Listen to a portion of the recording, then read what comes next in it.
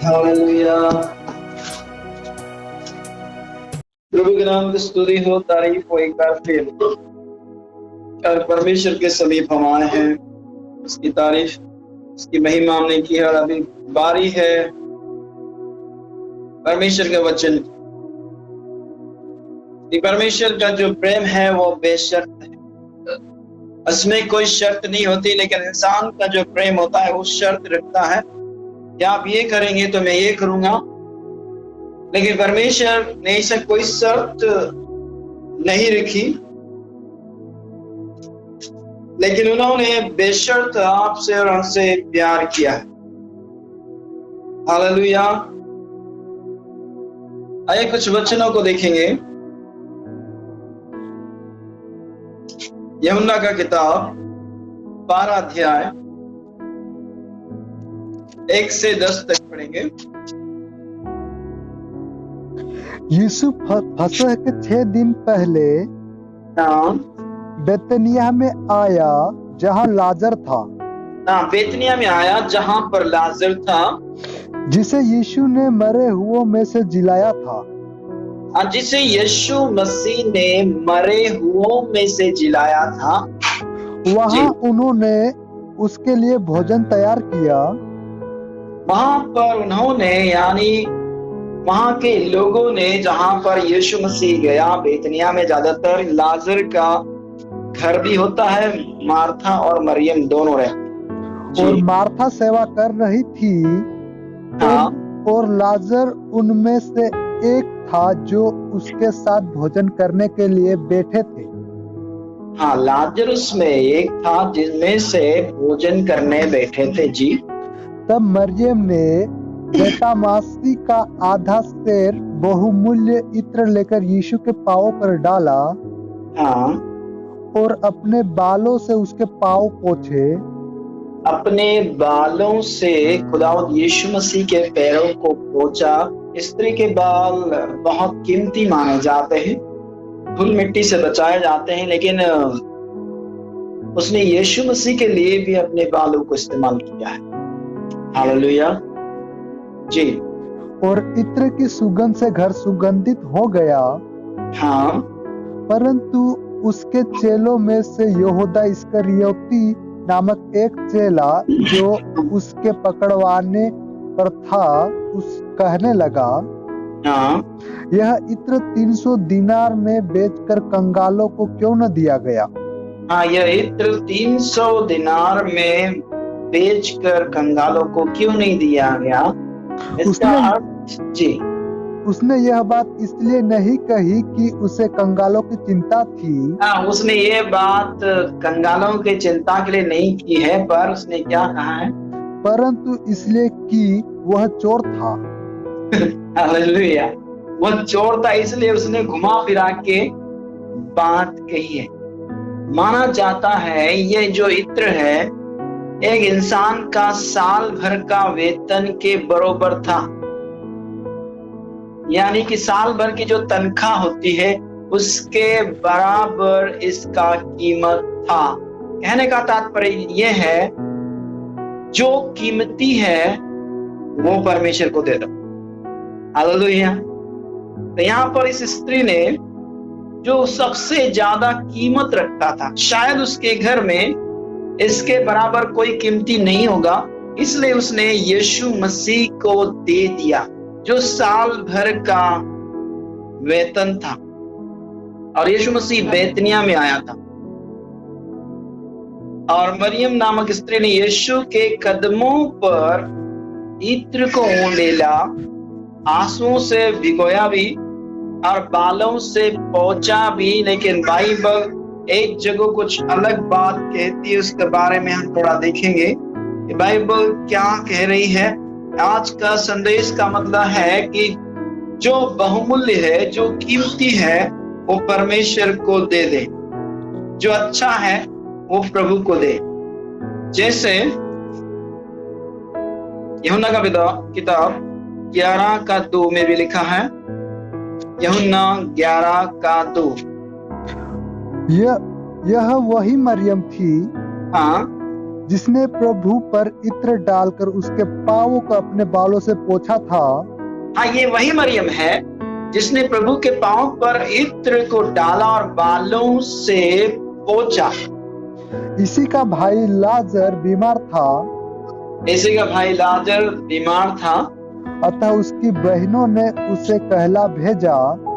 इसका मतलब ये मरियम एक ऐसी स्त्री थी, गुनाहगार थी। बाइबल ये बताती है कि बहुत ही गुनाह किया करती थी। ये वही स्त्री है जिसे पापों की क्षमा मिली। उसको हम देखेंगे लूका 7 अध्याय उसका 38 पद में।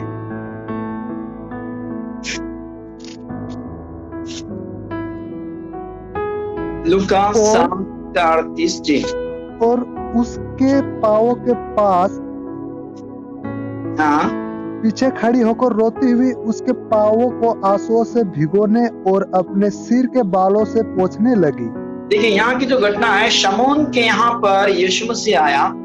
शमौन ने यीशु मसीह को न्योता दिया, लेकिन ये जो मरियम है इसे किसी ने न्योता नहीं दिया, लेकिन उसे मालूम था खुदा यीशु मसीह जो राजाओं का राजा है, प्रभु का प्रभु है, शमौन के घर में आया है। तो क्यों ना हो, आज तक सारी दुनिया मुझे बेकार समझी है और सब मुझे पापी नहीं कहते हैं, तो क्यों ना हो, मुझे न्योता नहीं मिला है लेकिन बिना बुलाए भी मैं चली जाती हूँ जी। और जब वहां पर देखा कि यीशु तकिया लेकर वहां पर लेटा हुआ है और वो सामने की ओर खड़ी रही और अपने आंसू यानी पश्चाताप के आंसू से उसने यीशु मसीह के पैरों को भिगोया। जी सुरेश भाई।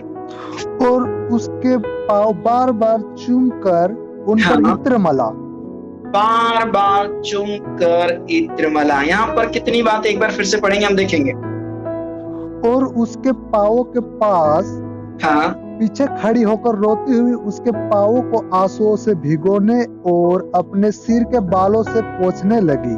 नंबर 1 है कि अगर हमें आंसू बहाना है, खुदा यीशु मसीह के चरणों में आंसू बहाना। हालेलुया। कहीं और ना जाए, लेकिन खुदा यीशु मसीह के पास में कोई देखे या ना देखे, लेकिन परमेश्वर के सामने रोना शुरू करे। इसने शमौन के घर में जाकर शमौन के सामने आंसू नहीं बहाए, लेकिन खुदावंद यीशु मसीह के सामने बहाए, जो समझ सकता है। हालेलुया। आपके और मेरे आंसुओं को केवल खुदावंद यीशु मसीह यानी सृष्टिकर्ता ही समझ सकता है, बाकी कोई दूसरा व्यक्ति नहीं समझ सकता है। और फिर आंसुओं से पैर भिगोए और बालों से, बाल बहुत कीमती, आज बालों में बहुत सारे चीजें लगाई जाती है, शैम्पू लगाए जाते हैं ताकि बाल और अच्छे सुंदर हो, बहुत अच्छे दिखे। और कई प्रकार के बातों के विषय में सुना जाता है, बालों के विषय में, और सुनकर वही रेसिपी या बहुत सारी बातों को, रेसिपी नहीं देखे तो शैम्पू वगैरह कुछ भी लगाते ताकि बाल मुलायम रहे। लेकिन इस स्त्री ने बालों को इतना कीमती नहीं जाना जितना खुदावंद यीशु मसीह को जाना। हालेलुया। उसने बोला बाल तो परमेश्वर ने बाल दिए, और बालों से बढ़कर खुदावंद यीशु मसीह जो यहाँ पर जो मेरे गुनाह को माफ कर सकता है। और आंसू बहाए नंबर 1। नंबर 2 है उसने बालों से पोंछा। नंबर 3 है उसके पैरों को चूमती रही। कहने का मतलब है कि मुझे माफी जरूर मिलेगी, मुझ पर दया जरूर होगी। और फिर इत्र भी मला है। हालेलुया। बहुत ही बड़ी बात है कि कीमती इत्र, जो सबसे कीमती, सबसे अच्छा है, वो परमेश्वर को उसने दिया।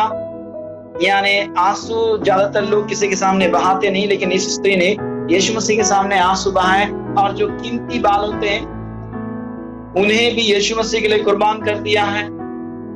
और यीशु मसीह के पैरों को चूमना बंद नहीं किया। 3 बात है। और चौथी बात है इत्र भी उसके ऊपर मला गया। हालेलुया। तमाम नौजवानों से मैं कहना चाहता हूं कि आपके पास जो सबसे बेस्ट है, क्या आप परमेश्वर को देंगे? हालेलुया। यानी जो सबसे कीमती है, परमेश्वर उसी बात को चाहता है। और यहाँ पर बाइबल बताती है कि सबसे अच्छा उसने प्रभु को दिया है। मैं आपसे कहना चाहता हूं, सबोपदेश 11 अध्याय 10 पद कि लड़कपन और जवानी दोनों व्यर्थ है। अगर युवा अवस्था में यदि हम परमेश्वर को अपना जीवन नहीं दिया या परमेश्वर के कार्यों में नहीं लगाया तो ये भी बेकार है। जी, सबोपदेश 11 अध्याय 10 पद। अपने मन से खेद और अपनी देह से दुख दूर कर, क्योंकि लड़कपन और जवानी दोनों व्यर्थ है। दोनों बेकार है, किसी काम का नहीं है। लेकिन 12 अध्याय इसी का पढ़े यदि हमें समझ में आता है। 12 का 1, अपनी जवानी के दिनों में हाँ अपने सृजनहार को स्मरण रख। हाँ, बाइबल बोलती है अपनी जवानी के दिनों में अपनी सृजनहार यानी निर्माण करने वाला परमेश्वर को बुढ़ापे में नहीं लेकिन जवानी में याद रख। तो बाइबल यहाँ पर ये बता रही सबसे अच्छे जो साल होते हैं वो जवानी के होते हैं कि कहीं पर भी जा सकते हैं। मैं आपसे कहना चाहता हूँ सबसे अच्छे साल प्रभु को दे। हालेलुया।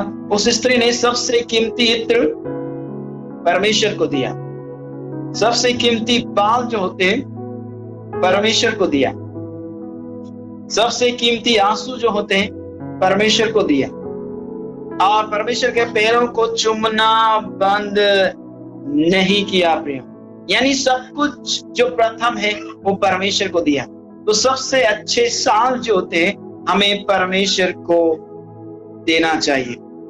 जैसे अगर परमेश्वर ने आपको मधुर आवाज दिया है, ये गिफ्ट नहीं है लेकिन ये टैलेंट है। गिफ्ट अलग होता है और टैलेंट अलग होता है। और परमेश्वर ने यदि आवाज दिया है और यदि हम कोई और गाने गा रहे हैं और सीडियां बना रहे हैं, पैसे कमा रहे हैं, तो मैं आपसे ये कहना चाहता हूं परमेश्वर के लिए गा। जो टैलेंट प्रभु ने दिया है वो परमेश्वर के लिए लगाए ताकि परमेश्वर उस पर आशीष देने वाला हो जाए। और अगला पॉइंट यह है प्रभु की सेवकाई के लिए जो युवा अवस्था होती है उसमें अपना जीवन को बिताएं। बाइबल बताती पिछले दिनों में हमने देखा कि वर्ल्ड फेमस व्यक्ति बिली ग्राहम 16-17 साल की आयु में प्रभु का सेवकाई में उतर पड़े और हमने बहुत सारे लोगों को भी देखा जो कम उम्र में परमेश्वर के सेवकाई में उतर आया। लेकिन मैं एक स्त्री के बारे में बताऊंगा जो महाराष्ट्र का केड़ गांव में पैदा हुई थी, जिनका नाम पंडित रमाबाई था। और वो ज्यादातर वो परमेश्वर को जब नहीं जानती थी तो हर जगह में पूजा स्थल में जाते थे, रामायण और गीता भागवत कथा सुनाकर उससे जो चढ़ावा मिलता था उससे अपना पालन पोषण करते थे। और उन्होंने सोचा था शायद यही ईश्वर है, लेकिन उनके पास शांति नहीं थी।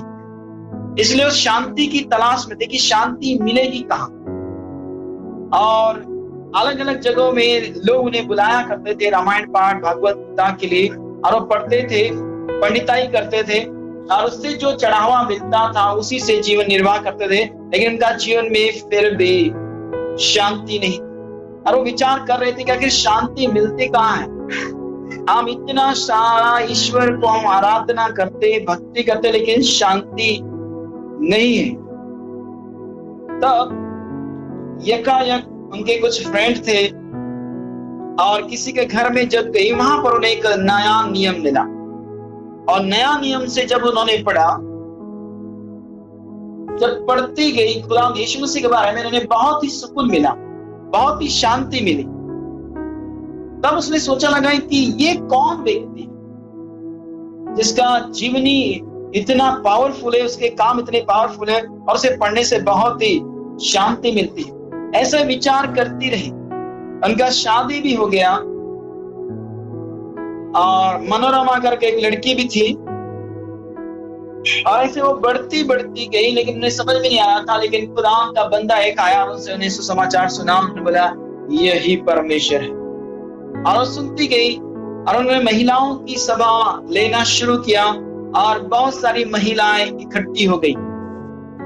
और इतिहास गवाह है जब लोगों को पता चला कि पंडित रमाबाई खुदावंद यीशु मसीह को विश्वास करते, तो कई लोग उनके लिए आगे आए और उन्होंने एक मुक्ति मिशन करके संस्था का स्थापना किया, चैरिटी का स्थापना किया। और वहां पर कई लड़कियां ट्रेनिंग लेती थी, सेवा देती थी, और तमाम जवान लड़कियां एक झुंड ऐसा बैठा था और सब मिलकर प्रार्थना कर रहे थे। जिस प्रकार अमेरिका में सब लोग प्रार्थना कर रहे थे और वहां पर पवित्र आत्मा उतरा था, उसी प्रकार महाराष्ट्र का केड़ गांव में पंडित रमाबाई और सारी लड़कियां मिलकर, जवान लड़कियां मिलकर जब दुआ कर रहे थे, वहां पर यह अचानक पवित्र आत्मा बल से उतरा और एक लड़की जिसकी आंखें खुली, उसने देखा कि एक बहन के ऊपर आग लग रही है और दौड़कर वॉशरूम गई, वॉशरूम से बकेट में पानी भर के लाई और उसके ऊपर डाल दिया। और उसका प्रार्थना का जो लेवल था उस बहन का, वो लेवल टूट गया, क्योंकि पानी उसके ऊपर गिरने से। वो चिल्लाई कि क्या हिमाकत है, क्या कर रही, क्यों पानी डाला मेरे ऊपर। तब उसने बोला, मैंने तो तेरे ऊपर ऐसे देखा था कि तेरे अंदर एक आग जल रही है, इस कारण से मैंने आग बुझाने के लिए पानी डाला। लेकिन प्रियो, वो आग ऐसी वैसी नहीं थी, वो पवित्र आत्मा का आग। हालेलुया।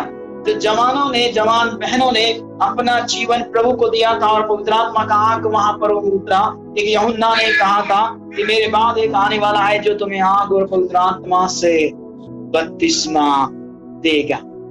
हालेलुया। तो महाराष्ट्र का केड़ गांव में मुक्ति मिशन का स्थापना हुई और वो पंडित रमाबाई ने उसका स्थापना किया। देखिए, एक महिला ने एक चेन शुरू की और वो चेन आज भी चल रही है। यानी सबसे अच्छे साल उन्होंने प्रभु को दिए हैं। तो हम भी प्रभु को सबसे अच्छे साल दें, यानी प्रभु की सेवकाई के लिए आगे आना है। नंबर अगला पॉइंट है, प्रभु के लोगों की मदद करें। हम देखते हैं मूसा की मदद करने के लिए यहोशू, उसका टहलुआ, उसका असिस्टेंट, उसका दास हमेशा तैयार रहता था। मूसा जब परमेश्वर के पास चला जाता था सेवा टहल करने के लिए, यह यहोशू तंबू में रहा करता था और तंबू को छोड़ता नहीं था। और बाइबल नहीं बता रही कि वो क्या करता था, लेकिन जिस प्रकार पिता की आज्ञा पुत्र मानता था, उसी प्रकार यहोशू मूसा की बात को मानता था। अगर मूसा बोले यहाँ बैठो तो वहां पर बैठता था, वहां जाओ तो वहां जाता था। आज तमाम अपने लोगों की बातों को माने, यानी पवित्र लोगों की मदद करे, प्रभु के लोगों की मदद करे। जवान लोग हमेशा ध्यान रखें, ऐसे लोगों की मदद करें जो सेवकाई में जाते हैं, उनके लिए तैयारी में रहें। अगर वो आपको कहीं पर भेजते प्रार्थना के लिए, जरूर जाएं, क्योंकि परमेश्वर उसका प्रतिफल देगा, खोने नहीं देगा। और जिस प्रकार मूसा के साथ में यहोशू रहता था, उसकी मदद करता था। और बाइबल कहती है एलिया के एलिशा हाथ धुलाया करता है। जब हाथ धुलाता है इसका मतलब है एलिशा शायद उसके कपड़े भी धोता होगा, यहोशू भी धोता होगा। यानी अलग अलग वो काम करते थे, उनको मालूम था इनके साथ में रहना एक बहुत ही अच्छी बात है, क्योंकि इनके साथ परमेश्वर रहता है। और वो भी उनके चाल चलन को देखकर वो चाहते थे कि काश हम भी ऐसे बन जाए, और जिस प्रकार ये परमेश्वर से बातें करते हैं, हम भी परमेश्वर से बातें करने वाले हो जाए। और इस तरह प्रभु के लोगों की मदद हमें करना चाहिए। वहां पर मुक्ति मिशन के लिए कई लोग आए और मदद करने लगे। और मदर टेरेसा का भी जो 16 साल 17 साल की लड़की थी, उसका भी मदद करने के लिए फॉरेन से लोग आए और मदद करने लगे। विलियम केरी का भी लोग मदद करने लगे। ईस्ट इंडिया कंपनी वाले भी उसकी मदद करने लगे। कारण यह है वो खुदा का कलाम बांटने वाले लोग थे। इस कारण वो जानते थे कि परमेश्वर का कलाम में क्या ताकत है, इसलिए उन लोगों की मदद किया। और अगला पॉइंट यही है, यदि आपको भाषांतर आता है, यदि कोई हिंदी बोल रहा है और जहां पर खुदा का बंदा प्रचार करने के लिए जा रहा है, यदि आपको इंग्लिश आती है, उनके साथ में जाए और अनुवाद करे, ताकि सुनने वालों को अच्छा सा समझ में आ जाए और परमेश्वर उसका बेनिफिट, उसका प्रतिफल आपको देगा। इसलिए नौजवान ध्यान दे, अगर आपको भाषांतर आता है, यानी इंटरप्रेट करना आता है, यानी अनुवाद करना आता है, तो उनके साथ में जाए, प्रभु का दास का मदद करे, निश्चय परमेश्वर आपकी स्तुति लेगा। अगला पॉइंट है, खुदावंद यीशु मसीह के अच्छे गवाह बने। हालेलुया। जिस प्रकार एक स्त्री जिसे 12 साल से लहू बहने का बीमारी था और जितना उसका पैसा था सब डॉक्टरों में दे चुकी थी, लेकिन बीमारी घटने के बजाय और बढ़ गई। तब उसने सुन रखा था खुदा यीशु मसीह जो मुर्दों को जिलाता है, बीमारों को चंगा करता है। उसका ये यकीन था कि केवल मैं उसका वस्त्र को जो छोर होती किनारा होता है उससे छू लेने से मैं चंगी हो जाऊंगी, चाहे वो मेरे लिए प्रार्थना करे या ना करे, मुझे देखे या ना देखे, बस मैं उसके वस्त्र के आंचल को छू लूं और मैं ठीक हो जाऊंगी। और वैसे ठीक हो गई। छू लिया, बाइबल बताती है भीड़ में से चीरती हुई आ गई और से छू लिया और मन में जान लिया कि मैं चंगी हो गई, शरीर में जान लिया। और यीशु मसीह ने सबके सामने उसे बुलाया, सबके सामने इसलिए बुलाया कि वो यीशु मसीह की गवाह बन जाए। जब भी यीशु मसीह कुछ कार्य करता है तो लोगों को सबके सामने बुलाता है ताकि लोग गवाही दें और लोग सुने यीशु मसीह ने किया है। हालेलुया। और स्त्री ने गवाही दी, वो डरते कांपते और आई और बोले कि प्रभु मैंने तुझे छुआ है। और यीशु मसीह ने बोला जा बेटी, तेरे विश्वास ने तुझे चंगा कर दिया। एक अच्छा गवाह बने अपने शहर में, अपने घर में, अपने मोहल्ले में, अपनी गली में, अगर कहीं बाहर जाते वहां भी एक अच्छा गवाह बने। इसका मतलब कैरेक्टर अच्छा रखें ताकि लोग आपको और मुझे जानकर देखकर बोलने पाए इनका यीशु ऐसा ही दिखता होगा, क्योंकि आज तक यीशु मसीह को किसी ने नहीं देखा। यानी हमारे द्वारा यीशु मसीह का स्वभाव बहने पाए। हालेलुया। तो बाइबल यहाँ पर इस प्रकार कहते हमें ध्यान रखना है। और अगला पॉइंट है कि जवान लोग हैं तो जवानों का एक झुंड को तैयार करें। जिस प्रकार संत पौलुस ने तीमुथियुस को कहा था अपने उपदेश की चौकसी करना, और उसने उपदेश की भी चौकसी किया, अपने चरित्र का भी चौकसी किया ताकि कोई उस पर उंगली न उठाने पाए।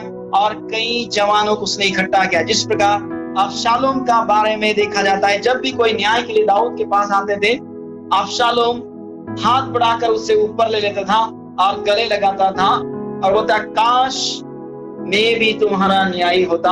और कई नौजवानों को उसने अपने फेवर में कर लिया था। इसलिए नौजवानों याद रखो, हमें नौजवानों का एक ऐसा झुंड तैयार करना चाहिए जो खुदा यीशु मसीह के लिए तैयार हो जाए। इसलिए याद रखें, परमेश्वर के लिए यदि हम कुछ करते हैं तो परमेश्वर उसे भूलेगा नहीं। अबशालोम ने तैयार किया, येहू ने नौजवानों को तैयार किया, हमें भी तैयार करना चाहिए। यीशु मसीह ने नौजवानों को जो मुर्दा थे जिंदा किया और माँ बाप को सौंप दिया। उसी प्रकार आपका और मेरा एक जिम्मेदारी होती है कि तमाम नौजवानों को तैयार करे और जो दूर चले गए उन्हें वापस लेकर आए और माता पिता के सुपुर्द करे। सांसारिक माता पिता के सुपुर्द तो कर ही रहे, लेकिन खुदा यीशु मसीह के सुपुर्द करे, खुदा एक आदर का बर्तन बन जाए। हालेलुया। और अगला पॉइंट है अनुभवी लोगों के साथ रहे, यानी जिन्हें अनुभव है कि मसीह में कैसे जीना चाहिए। हमने कल भी देखा था यहोशू और कालेब के बारे में, उनका बहुत ही अच्छा तजुर्बा था।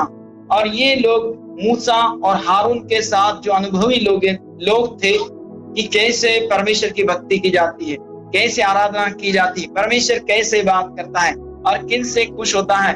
और उन्होंने सीखा था कि परमेश्वर कैसा काम करता है इनके द्वारा, और अनुभवी लोगों के साथ में रहते थे। यदि कोई बिजली का काम करता है और हमें नहीं आता है इलेक्ट्रिसिटी का काम, और यदि हम उनके साथ में रहेंगे तो धीरे धीरे हम उन बातों को सीख जाएंगे कि किस प्रकार से इलेक्ट्रिसिटी का काम किया जाता है, किस प्रकार से स्विच लगाया जाता है, बोर्ड लगाया जाता है, मीटर कसा जाता है। हमें सारी बातों का अनुभव हो जाएगा।